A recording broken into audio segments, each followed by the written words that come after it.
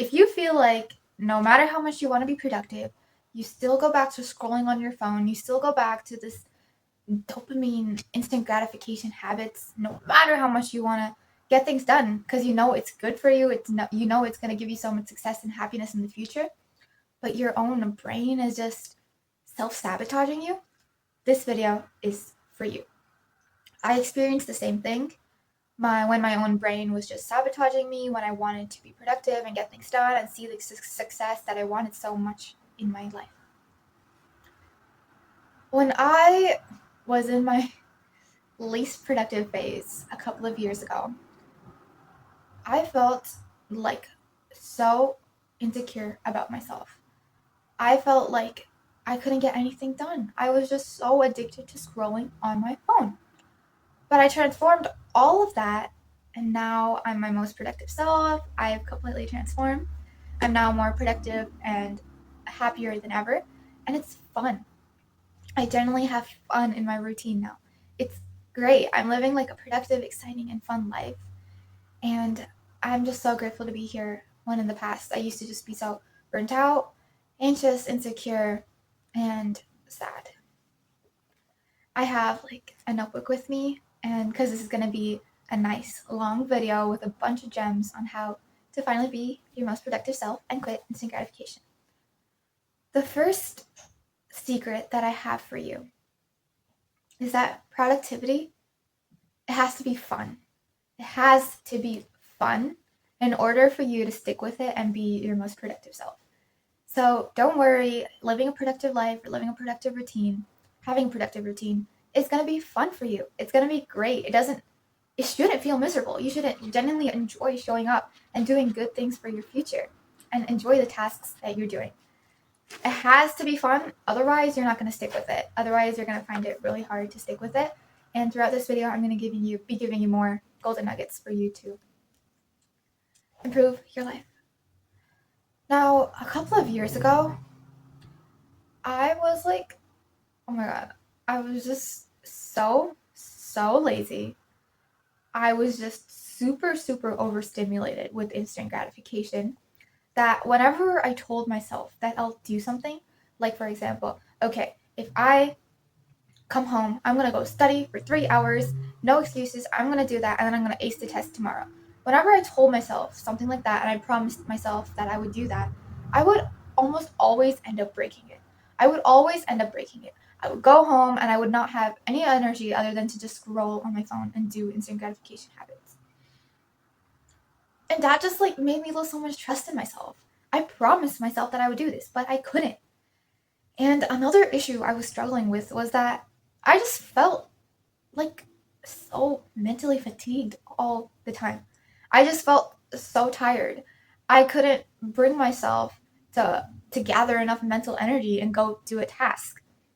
I'm going to be going back to the studying example because this is like the one that I'm just like most experienced in, because I went from being one of the worst students in my grade to years later being the top student at my school for the highest grade on a national level exam. Yeah, I've totally transformed my productivity life when I was still back in school. So I'm going to be sharing with you most of the tips that I've used from that era of my life, which is currently now helping me so much in my current life and bringing me so much success.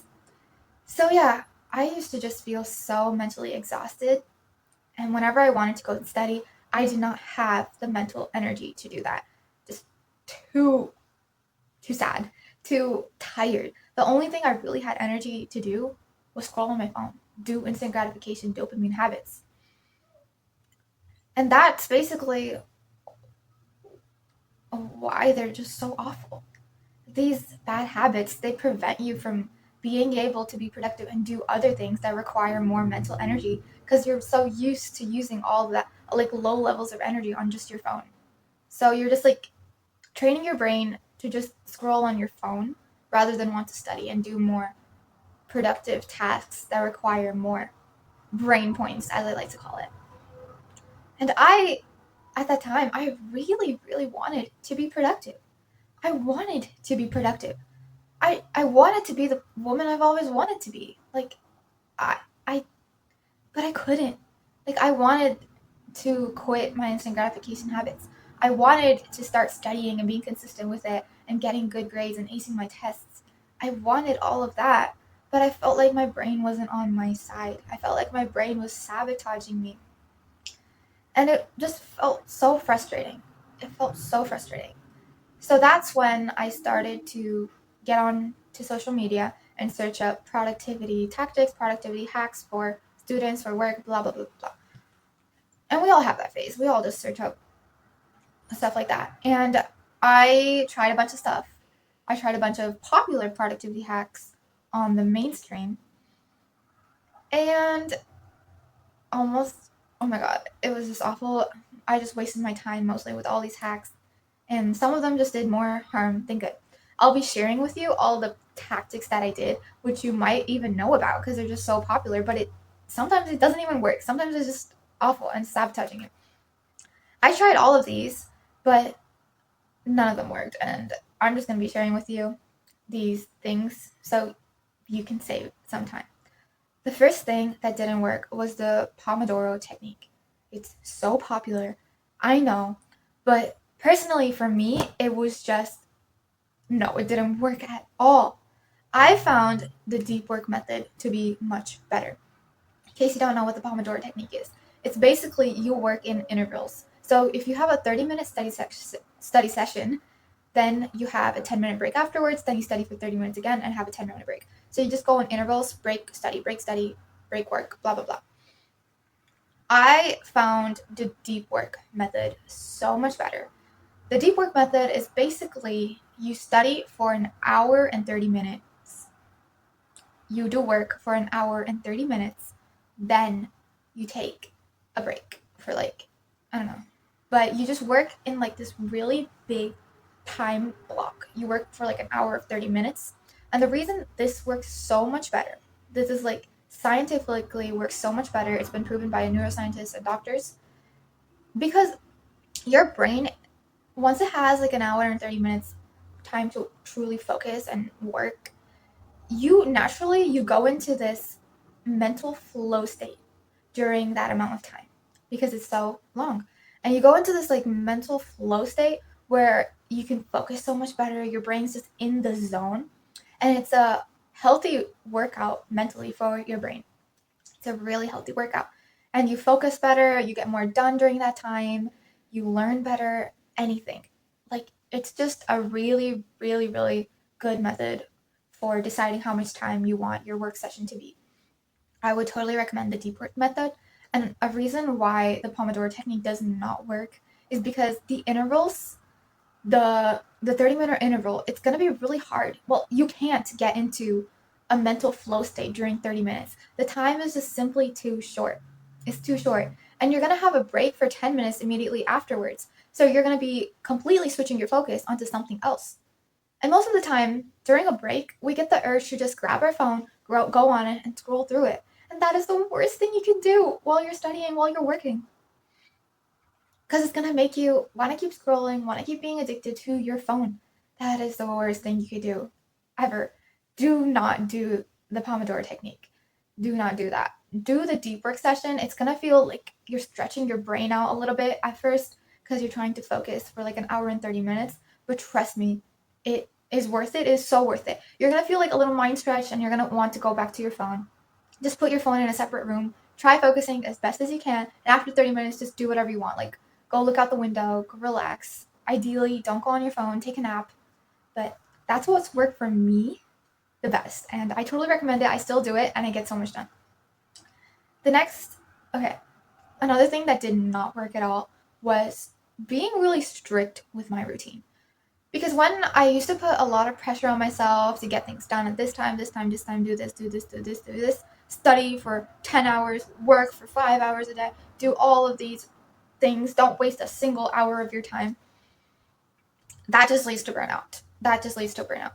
And I remember I see so many people they want to do well, they want to get success in their work and their studies, but they just do too much work. They just do too much to the point where they burn themselves out. And it feels awful because you think, that if I do more work per day, if I do more and more and more, I'm going to get better results. But I'm here to tell you that is not true. I'm here to tell you from someone that's gotten the best grades at my school, that is not true. You work so much better when you take care of your health and your mental health, your physical health and your mental health. Get enough sleep. Make sure to get enough sleep. Make sure to eat healthy. Make sure to lower your stress levels. Have hobbies that are generally fun. Everything in your routine doesn't have to be productive. You can have fun. You can enjoy life. Go outdoors, socialize, do all of these things for your mental health and just to have fun in your life. Because if it's not on a screen, if you're going outside, if you're talking to people, if you're experiencing life, that is productive because you're taking care of your mental health. You're taking care of your life. You're enjoying your life. And when you're happy, oh my God, when you're happy, you're going to be so much more productive. All those positive feelings, they're going to make it so much easier for you to sit down, get the work done, and feel good about yourself. So please do not burn yourself out like I did. I remember one time in school, I had to go write a test while I was sick, a really, really important test, because I was just burning myself out from studying all the past few days. Like, ugh.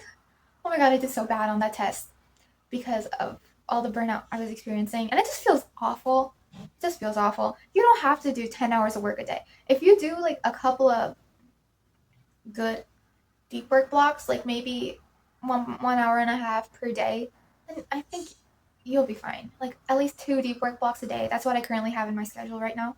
And I get good work done. Because another myth that people experience and believe in is that if you do more work, you'll get more done. But that is not true.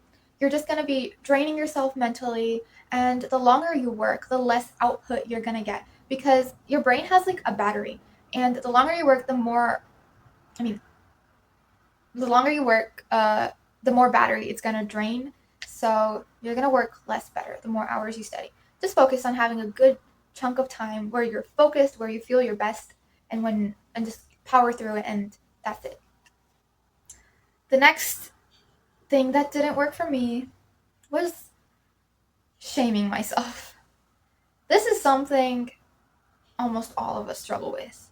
When we want to get something done, but we end up doing something else, like scrolling on our phone, going to instant gratification, we bully ourselves for it. We shame ourselves, like, oh no, why did I do this? Why? I promised myself that I would do this, but I ended up doing that. Oh no. And then you feel negative about yourself. And I'm here to tell you that, yes, it's tempting to shame yourself at this time, but it's gonna do more harm than good for you if you want to be the woman that you've wanted to be, the most productive version of yourself. Because when you're doing a habit, you need to have positive feelings associated with it in order for your brain to want to do that habit. Because as human beings, we're naturally wired to avoid discomfort, avoid things that would potentially make us sad, anxious, give us negative emotions. We're trying to avoid those things. So when you associate your habit with negative feelings, for example, you always beat yourself up when you're studying, you feel anxious when you're studying, you feel insecure about yourself when you're studying, like, oh, I'm not good enough, I can't do this. Or when you're trying to go to the gym and you are just belittling yourself when you're going there, like, oh no, I'm too overweight, I'm not good enough, I don't like how my body looks. You're gonna associate negative feelings with that habit when you're speaking to yourself that way when you're doing it. Excuse me. And no, that is not going to want your brain to do it. It's better to have, like, you have to have positive feelings associated with that habit in order for your brain to want to keep doing it, in order for you to want to keep doing it. Because it's going to be so much harder for you to do something you don't like, to do something that makes you feel awful about yourself. So please be gentle with yourself, have grace with yourself. You're on this journey of overcoming your bad habits and starting to live a more productive life and doing good things for your future. It's going to take a while to get there. You're going to have to experience some failures. Maybe you'll go back to a bad habit every once in a while, but you will get there. You will get there, and have so much love for yourself for trying to improve your life and being the best version of yourself for yourself. You're doing great. So, going back to my story, I was just forcing myself to try all of these things and forcing myself to be productive, but none of them really worked. And I just felt so frustrated and I didn't know why. Like, why was this happening to me? Why can't I just be my most productive self? Why? And it was just so, yeah, it was just so frustrating. And eventually I started to discover and learn about why truly it was hard for me to be and do the things I wanted to. And I realized it wasn't a habits issue. It wasn't because I wasn't doing good things in my external reality. It was more of a mindset issue. So when I started to change my mindset and my identity and the way I viewed myself, that's when. That's when I finally started to see change. The real truth to being productive and changing your habits is to change the way you see yourself first. I used to see myself as someone that was lazy, undisciplined, stupid, and couldn't really do anything. And when I saw myself that way, when I believed that I was that person, my brain wanted to confirm that. My brain wanted me to see that as the truth. So it would naturally just do things in my reality that affirm that belief. Whatever you believe yourself to be, however you see yourself, that is what your brain is going to try to confirm in your reality. It's going to work either against you or with you, depending on the belief that you have about yourself. And in the case of me feeling like I was lazy and not good enough, my brain self sabotaged me and affirmed my identity over and over and over again. It wasn't until I changed my identity, until I started believing in myself and seeing the potential that I could be a good, amazing person. I could live an amazing lifestyle. Well, and once I changed my identity to that, that's when, oh my God, that's when my life started to change so well. That's when I started to see results. That's when I was finally consistent with my good habits and I was able to reduce instant gratification so much easier. Because think about it. When you, okay, so let's take athletes for an example when you're working out. For an athlete, they see themselves as an athlete and they know they always show up to the gym over and over and over again because they're an athlete. But if you see yourself as someone who's lazy and unmotivated and not good enough, you're going to find it hard because it's not natural for you to go to the gym every single day. But athletes, like, it's natural for them to go to the gym every single day. For a top student, it's natural for them to study every single day and get a good grade. So when you see yourself as the person that you want to be and change your identity to reflect that, that's when it's going to be more natural and easier for you to go be consistent because your brain is going to do its best to confirm that identity that you have. And that's what I did. And that's totally transformed everything. That was a turning point. And a lot of productivity hacks, they only focus on the external world, but the inner world is just so important for you to be consistent with your habits. Because when you have a poor inner state, you can't do things that you want to do externally because your own brain is going to be sabotaging you. And another thing I did was that I really did inner work and healed some of the insecure limiting beliefs that I had about myself. Like I wasn't good enough, like I wasn't smart enough, I wasn't worthy of love. I started to heal those things because I used to chase grades as a form of validation when I was a kid. I used to chase grades as a form of validation. So whenever I got a bad grade, I would belittle myself. I wouldn't feel good enough. I would feel like I was worthless and unlovable. I was a pretty dramatic kid, and I feel like a lot of people are conditioned to think that way as well. Like, you need to do this, you need to accomplish this, you need to achieve this, you have to get this done, this done, this done, in order to have success and feel worthy of love.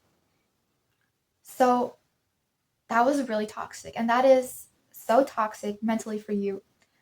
And if you want to get that success that you want in your life, you have to first heal yourself. You heal your inner world first. And after I just really healed myself internally, started feeling good about myself, had self-worth, I felt secure and confident in who I was and happy. Whenever like I came across a failure, maybe I got a bad grade, it wouldn't affect me. Like in the past, it made me go into a meltdown because I felt unlovable. But now I was secure in my self-worth. Like I was like calm and composed. Like, hey, it's okay. Everyone experiences failures sometimes, and that's okay. I'm growing. I'm learning. I'm fine. I love myself. I believe in myself. I know we can do good things and we can learn from this. When I switched to that mindset, that's when I had the biggest advantage over other people who would just belittle themselves and see and have low self-worth. That's when I started to be my most productive self because I had a growth mindset. Failures wouldn't faze me. And mentally, I was just so much more confident in myself.